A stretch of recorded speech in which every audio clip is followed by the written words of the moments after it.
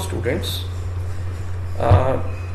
in this particular class we are going to discuss about some important terms related to your chemical reactions. Okay, जैसे कि पहला important term है limiting reagent. मैं थोड़ा अच्छे से लिख देता हूँ इसको, ठीक है। Limiting reagent. अब ये लिमिटिंग रिएजेंट क्या होता है, ठीक है। देखो, मान लो कि आप क्या कर रहे हो, आप घर से निकले हो मार्केट जाने के लिए, ठीक है। तो जब आप घर से निकले हो मार्केट जाने के लिए तो क्या क्या चाहिए आपको। एक तो आपको क्या चाहिए, बाइसिकल चाहिए, या फिर आपको क्या चाहिए, बाइक चाहिए, या फिर आपको क्या चाहिए, कार चाहिए, है ना। इसके बाद आपको क्या चाहिए, आपको एक शॉपिंग बैग चाहिए। शॉपिंग बैग चाहिए, हाँ, बिकॉज पॉलिथीन का यूज बिल्कुल बंद करना है, ठीक है। शॉपिंग बैग लेके जाओ अपना मार्केट। तो बाइसिकल चाहिए, बाइक या कार चाहिए, शॉपिंग बैग चाहिए, ठीक है। शॉपिंग बैग लेके जाओगे और मार्केट से आप जो भी आपको सब्जी लेनी है वो आप लोगे, ठीक है। तो ये कुछ आपको केमिकल रिएक्शन टाइप नहीं दिख रहा है ना भाई, समझ रहा है। ऐसा नहीं है कि ये केमिकल रिएक्शन है, कुछ नहीं दिख रहा है कि भाई आपने लेफ्ट साइड में कुछ जो है रिएक्टेंट्स को लिया है, कुछ प्लस किया है, और फिर आपको जो है एरो के बाद आपको राइट हैंड साइड में कुछ आपको जो है प्रोडक्ट मिल रहा है, करेक्ट। क्या मार्केट से आपको आइटम मिल रहा है, ठीक है।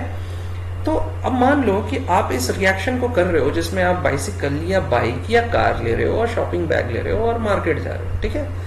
तो हो अगर मान लो कि इस बीच में आप क्या किए, शॉपिंग बैग तो लिए, लेकिन आपने जो मनी है ना, जो आपको पैसे लेने थे वो आपने क्या किए, बहुत कम लिए। तो क्या होगा, आप मार्केट में या तो कुछ भी नहीं खरीद पाओगे या फिर जो है बहुत कम सामान खरीद पाओगे। समझ में आ रहा है कि नहीं। सिमिलरली हो सकता है कि भाई आपने ये जो कार, बाइक या बाइसिकल लिया है ना, इसमें जो इनके टायर का जो हवा है, ठीक है, जो एयर है दैट इज लेस। तो क्या होगा, पंचर हो जाएगा, आप पहुंच नहीं पाओगे मार्केट, है ना।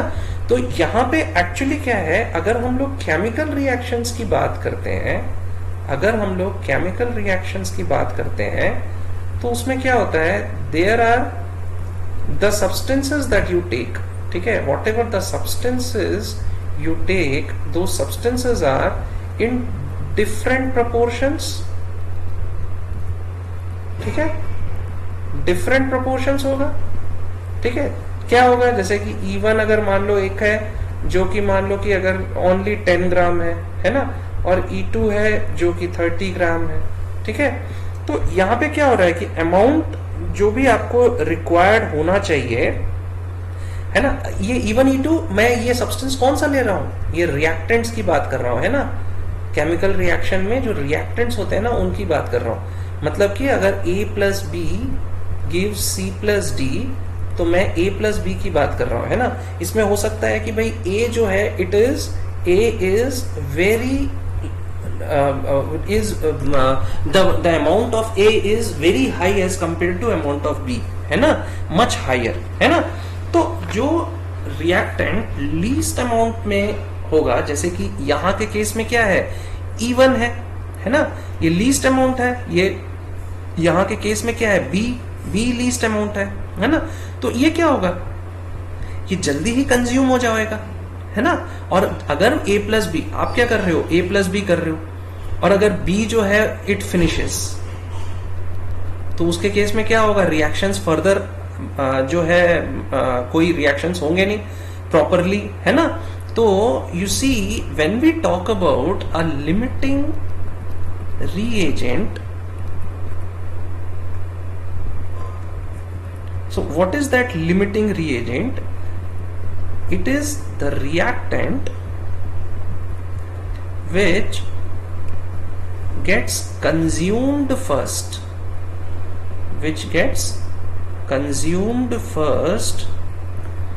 and limits the amount of product formed,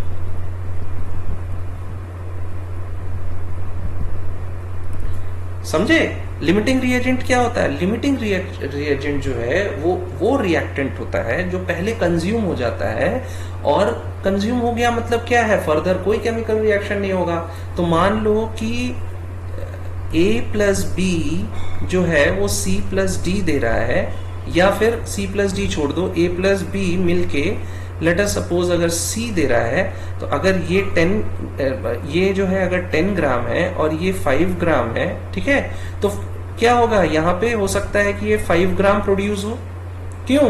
क्योंकि पहले क्या होगा, 5 ग्राम प्लस 5 ग्राम ऑफ क्या हो गया आपका बी, ये दोनों रिएक्ट किया तो 5 ग्राम ऑफ सी मिल गया। लेकिन उसके बाद 5 ग्राम ए का बचा है, तो ए रिएक्शन कर सकता था बट बी रिएक्शन नहीं किया। इसका मतलब क्या हुआ, यहाँ पे जो बी है that is your what, limiting reagent. Always understand, जो बी है वो क्या है, that is your limiting reagent. ठीक है, तो लिमिटिंग रिएजेंट क्या होता है, it is a reactant which gets consumed first and limits the amount of product formed. है ना, यहाँ पे क्या हुआ, 10 ग्राम बनता, अगर ये 5 ग्राम जो है, अगर ये 5 ग्राम की जगह 10 ग्राम होता तो 10 ग्राम ऑफ हो सकता है कि सी बनता, है ना। Now we have understood about this particular concept called limiting reagent. Now हम लोग रिएक्शंस की बात करते हैं। जब भी हम लोग रिएक्शंस कर रहे हैं इन व्हाट, सॉल्यूशंस। देखो, जब भी आप लेबोरेटरी में वर्क करते हो ना, तो लेबोरेटरी में आप क्या है, डिफरेंट डिफरेंट केमिकल रिएक्शंस करते हो, कुछ सॉल्यूशंस में उसको किया जाता है। क्योंकि क्या होता है, देखो कुछ रिएक्शंस जो है वो एयर के साथ हो सकता है, कुछ एलिमेंट ऐसे हैं जो ब्लास्ट कर जाएं, कुछ हो सकता है एलिमेंट जो है वो एयर में गर्म हो जाए और जल जाए, है ना। तो हम कोशिश करते हैं लेबोरेटरीज में, हम लोग ना सॉल्यूशंस में रिएक्शंस करते हैं, ताकि जो है ना, सॉल्यूशंस मतलब भाई कुछ लिक्विड सॉल्यूशंस होते हैं, है ना, जिनमें हम रिएक्शंस करते हैं, है ना। तो भाई यहाँ पे बहुत इंपॉर्टेंट क्या हो जाता है कि जब भी आप रिएक्शंस कर रहे हो सॉल्यूशन में, तो one question that needs to be addressed कि how much amount of substance is expressed when it is present in the solution। भैया आपके सॉल्यूशन में कोई एक सब्सटेंस है, तो how much amount of substance is expressed when it is present इन, है ना। तो यहाँ ये जो क्वेश्चन है ना, इसको एक्चुअली क्या है, कंसंट्रेशन के टर्म्स में समझने की कोशिश करते हैं। किसके concentration, concentration of the solution in which the amount of substance is present, है ना। तो एक गिवन वॉल्यूम की बात होती है ना। भाई आपने क्या किया, एक्चुअली इसको समझने की कोशिश करो। आपने क्या किया, let us suppose some volume of solution लिया, उसमें क्या किया आपने, कुछ ऐड किया अमाउंट ऑफ सब्सटेंस, और तब उसके बाद आपने फर्दर एक्टिविटीज की उसमें जो भी है, तो आपके पास क्या मिलेगा, कुछ volume of solution plus amount of substance मिलेगा, करेक्ट। तो हमें ये जानना है कि व्हाट इज द, मतलब the concentration of a solution और the amount of substance present in a particular volume, है ना। एक वॉल्यूम हमने, मतलब अब आपके पास क्या है, ये volume of solution plus substance है। आपको क्या यहाँ पे जानना है कि भाई what is the concentration of a solution, या what is the amount of substance that is present in this particular volume, है ना। तो इसके लिए ये अगर आपको पता करना है ना, कंसंट्रेशन ऑफ सॉल्यूशन, उसके लिए कंसंट्रेशन ऑफ सॉल्यूशन पता करने के 4 वेज हैं जो हम लोग अभी पढ़ने वाले हैं। कंसंट्रेशन ऑफ सॉल्यूशन के लिए 4 वेज हैं। कौन कौन से हैं? पहला मास परसेंटेज, है ना, मास परसेंटेज, या हम लोग इसको वेट परसेंटेज भी पढ़ते हैं, ठीक है। सिमिलरली सेकंड क्या होता है आपका, मोल फ्रैक्शन, ठीक है। थर्ड क्या होता है, molarity, fine. And what is fourth, that is molality, ठीक है। बहुत इंपॉर्टेंट है, हाँ, this is important in terms of your competitive examinations also, and from your final examination point of view also this is very important, ठीक है। तो यहाँ पे क्या है, देखो पहला जो हमारा मास परसेंटेज है वो तो पहले भी हमने देखा है, उसका हम सिंपल फॉर्मूला देखते हैं सो that it can be understood by you very easily, है ना। क्या है पहला हमारा, that is your mass percent. कैसे निकालोगे मास परसेंट? बहुत इजी है। मास परसेंट का फॉर्मूला होता है mass of solute divided by mass of solution into 100। अब यहां पे मैं आपको दो टर्म और बता देता हूं, ठीक है। अगर एक सॉल्यूशन होता है उसमें एक सॉल्यूट होता है और एक सॉल्वेंट होता है, ठीक है। जैसे कि एग्जाम्पल समझ लो यहां पे, ठीक है। अगर आपने ग्लूकोज सॉल्यूशन बनाया है तो उसमें क्या होगा, वाटर होगा और ग्लूकोज होगा। तो ये जो वाटर है this is solvent and glucose that is solute. Very important है ना। तो अगर हम लोग कहते हैं सॉल्वेंट एंड सॉल्यूट, मतलब सॉल्वेंट यहां पे क्या है, solvent is your water and glucose is what, solute. So solute क्या हुआ, अगर ग्लूकोज सॉल्यूशन बनाना है तो ग्लूकोज जिसको घोलना है पानी में वो सॉल्यूट कहलाएगा, है ना। जिसको हम घोलते हैं और जिसमें घोलते हैं वो सॉल्वेंट कहलाता है, ठीक है। तो वाटर में, पानी में हम ग्लूकोज को घोलते हैं तो वाटर क्या होगा, सॉल्वेंट, और ग्लूकोज क्या होगा, सॉल्यूट। तो मास परसेंटेज किसका निकालना है हमें, मास परसेंटेज निकालना है ऑफ दैट पर्टिकुलर सब्सटेंस, मतलब सॉल्यूट का निकालना है, करेक्ट। इसीलिए mass of solute divided by mass of solution into 100 किया है, ठीक है। मास ऑफ सॉल्वेंट नहीं करेंगे, है ना। अगर वैसे ही मास परसेंटेज ऑफ सॉल्वेंट निकालना होगा तो क्या होगा, मास of solvent divided by mass of solution into 100। Second is your mole fraction, okay. अगर हम लोग मोल फ्रैक्शन की बात करें, मोल फ्रैक्शन को समझने के लिए first point is that it is actually the ratio of the number of moles of a particular component। और इसका रेशियो किसके साथ निकालोगे, to the number of moles of solution, ठीक है। सो मान लो कि अगर A, ठीक है, A है एक सब्सटेंस या आपका सॉल्यूट है, ठीक है। Let us suppose that it is a solute, है ना। और बी है आपका व्हाट, बी मान लो कि एक दूसरा है, उसको हम लोग क्या कर लेते हैं, लेट अस सपोज हम लोग सॉल्वेंट ले लेते हैं, ठीक है।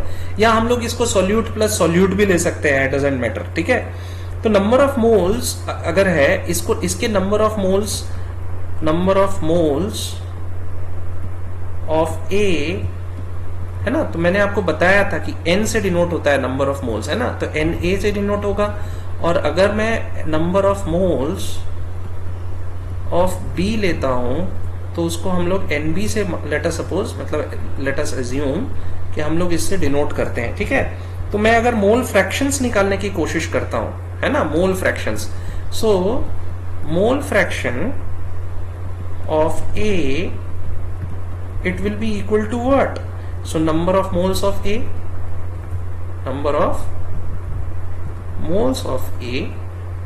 divided by number of moles of solution, okay। so क्या हो जाएगा ये, it is equal to what, Na divided by Na plus Nb, क्योंकि solution कब बनेगा, जब number of moles of A और B दोनों जो है वो आपके मिक्स होंगे। सो वैसे ही अगर मैं कहता हूं mole fraction of B, so it will be equal to what, of B it will be equal to what, number of moles of B divided by number of moles of solution। So it will be equal to what, Nb by Na plus Nb, है ना। Na Nb में confuse मत हो, मैंने बता दिया है कि A के नंबर ऑफ मोल्स को Na से हम डिनोट कर रहे हैं और B के नंबर ऑफ मोल्स को Nb से डिनोट कर रहे हैं, okay. So this is how you can calculate what, mole fraction of what, of a particular component, है ना। यहाँ पे मोल फ्रैक्शन ए और बी दो डिफरेंट सब्सटेंसेज हैं, ठीक है, तो उनका हमें जो है अगर निकालना है तो उसके लिए। Now your third point was molarity, ठीक है भाई, मोलैरिटी अगर हम लोग को समझना है, ठीक है। सो सबसे पहले तो समझ लो, इसको हम लोग डिनोट करते हैं किससे, कैपिटल एम से, और if we define, it can be defined as the number of moles of the solute, solute मैंने बता दिया है, जिसको डिसॉल्व करोगे, है ना, जैसे कि ग्लूकोज और वाटर के सॉल्यूशन में, ग्लूकोज को वाटर में तो ग्लूकोज सॉल्यूट होगा, है ना, solute in 1 litre of solution. तो आपको यहां पे क्या है, मोलैरिटी अगर आपको कैलकुलेट करना है तो कैसे कैलकुलेट करोगे, 1 लीटर ऑफ सॉल्यूशन लोगे, और 1 लीटर ऑफ सॉल्यूशन में कितने number of moles of solute है, that you need to find out, है ना। So what is the formula of molarity, ठीक है, molarity M is equal to number of moles of solute divided by volume of solution in liters. This is what your formula of molarity.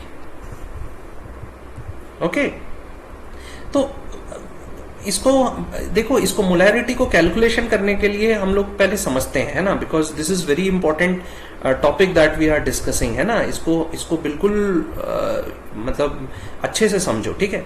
मान लो कि मैं कहता हूं, ठीक है, एक एग्जांपल लेते हैं, मान लो कि मैं कहता हूं कि भाई सपोज, है ना, let us suppose that we have 1 m solution, ठीक है, ऑफ अ सब्सटेंस। कौन सा सब्सटेंस है, लेट अस सपोज वो NaOH है, ठीक है। और मैं क्या करना चाहता हूं कि we want to prepare what 0.2 molarity M, okay, solution from 1 m solution that we have available, ठीक है ना। भाई इसको समझने की कोशिश करते हैं, ठीक है। कैसे समझेंगे भाई, हमें क्या दिया हुआ है, 1 m NaOH, ठीक है। तो इसका मतलब क्या होता है कि 1 mole of NaOH that is present in 1 litre of solution, correct. इसका मतलब तो यही होगा जब 1 m NaOH हमें वो कह रहा है बनाने के लिए, ठीक है, मतलब हमारे पास है। बट अगर वो कह रहा है कि हमें 0.2 m सॉल्यूशन बनाना है, इसका मतलब क्या है, इसको भी समझ लो। 0.2 m NaOH, इसका मतलब क्या है कि भाई 0.2 moles of NaOH present in 1 litre solution, है ना। तो आपको क्या है ना, ये इसको समझने की कोशिश करनी है भाई। मोलैरिटी कैलकुलेट तो कर लोगे, लेकिन यहां पे क्या है, 1 m NaOH का मतलब क्या हुआ कि 1 mole of NaOH in 1 litre solution. 0.2 m NaOH का मतलब क्या हुआ, 0.2 moles of NaOH in 1 litre of solution, ठीक है। तो यहां पे क्या होता है, एक फॉर्मूला आपको जो है ना पता होना चाहिए। What is that formula, m1 into v1 is equal to m2 into v2, ठीक है। ये फॉर्मूला बहुत इंपॉर्टेंट है, इसको स्टार मार्क कर लो, इससे आप जो है मोलैरिटी के क्वेश्चन सॉल्व कर सकते हो, ठीक है। अब यहाँ पे हमें समझना है कि भाई सिंपल सी बात है, आपको जो गिवन है वो फर्स्ट होगा, तो m का मतलब क्या है यहाँ पे, मोलैरिटी, और v का मतलब क्या है यहाँ पे, वॉल्यूम, ठीक है। तो यहां पे क्या हुआ, आपको समझना क्या है कि भाई यहां पे इस पर्टिकुलर क्वेश्चन में क्या दिया हुआ है, m1 की वैल्यू क्या गिवन है यहाँ पे। अगर m1 आपको पूछा जाए यहाँ पे तो क्या गिवन है, 0.2, ठीक है, दिस इज योर m1। अगर मैं आपको कहता हूं V1 क्या गिवन है, तो 1 लीटर गिवन है ना, तो हमेशा जो है इसको 1 लीटर को हम लोग जो है मिली में काउंट करते हैं for the purpose of solution. ठीक है, M2 क्या गिवन है, यहाँ पे दिया हुआ है 1M, और V2 क्या गिवन है यहाँ पे, तो भाई यही V2 तो आपको कैलकुलेट करना है। फाइन, यहाँ पे क्वेश्चन क्या दिया हुआ था कि भाई आपको 0.2 मोल्स ऑफ NaOH निकालना है, करेक्ट, किसमें, सॉल्यूशन में। तो वो जो वॉल्यूम ऑफ सॉल्यूशन है जिसमें आपका 0.2 मोल्स आप NaOH डिसॉल्व करोगे, वो कितना है ना, 1 लीटर ऑफ सॉल्यूशन में 0.2 मोल्स है, तो इसका मतलब क्या हुआ, कितना आपको जो है V2 लगेगा, वॉल्यूम लगेगा।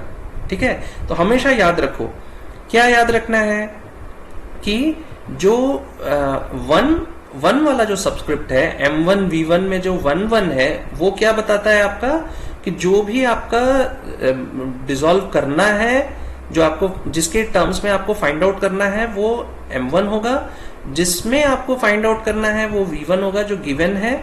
ठीक है, M2 क्या हो जाएगा, जितना आपके पास अवेलेबल था, जिसमें से आप कर रहे हो, है ना।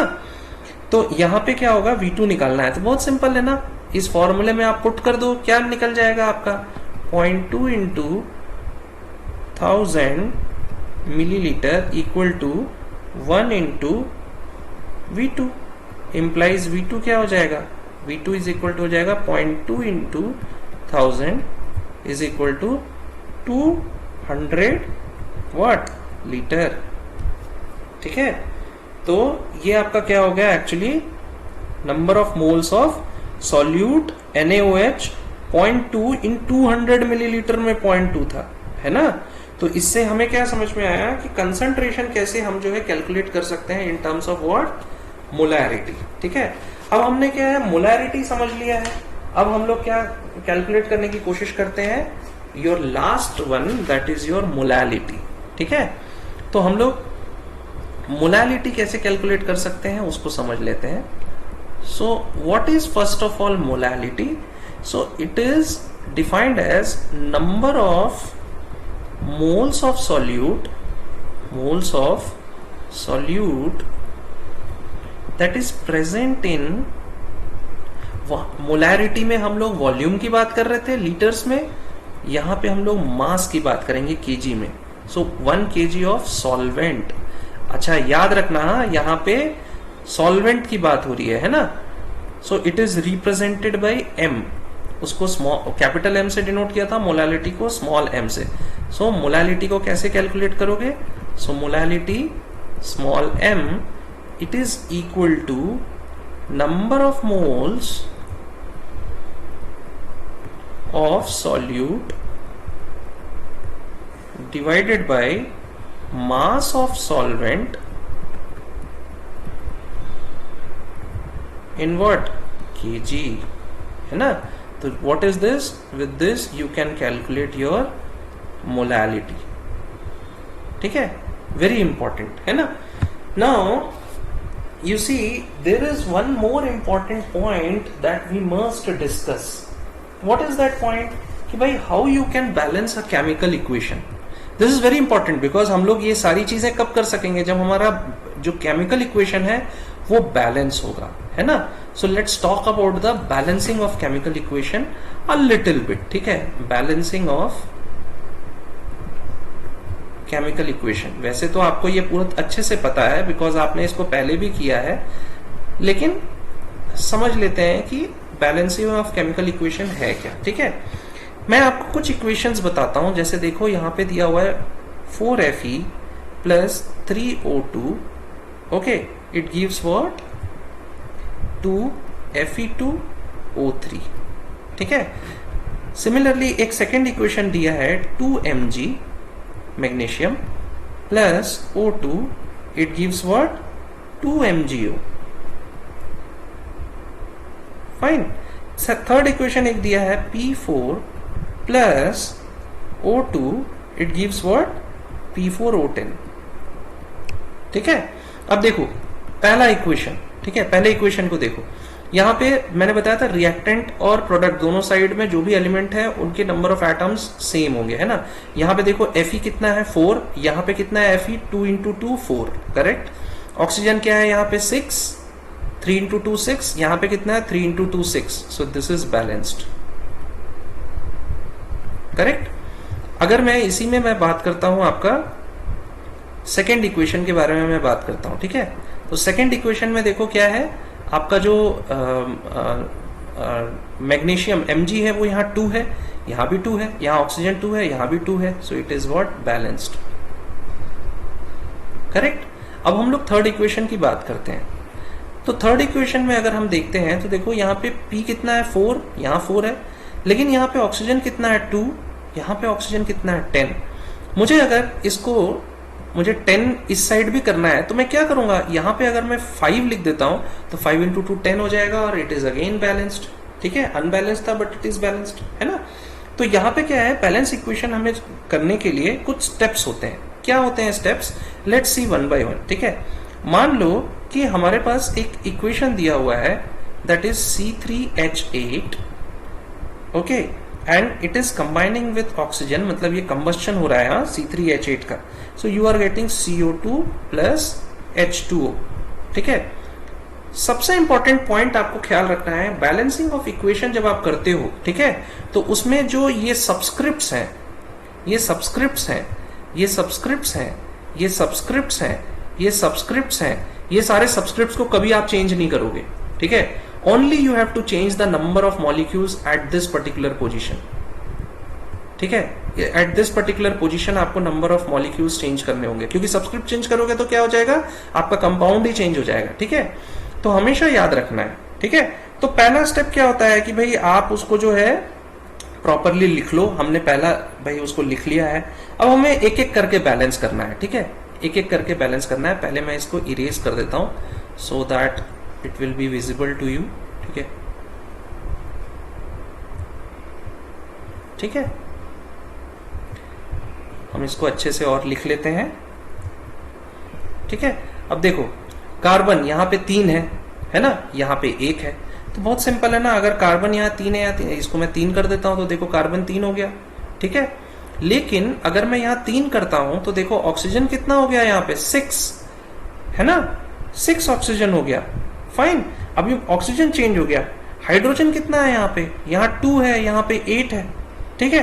तो मैं क्या कर देता हूं, अगर यहाँ पे मैं 4 लिख दूंगा, ठीक है, तो क्या हो जाएगा, आपका हाइड्रोजन यहाँ पे 8 हो गया और यहाँ पे भी 8 हो गया।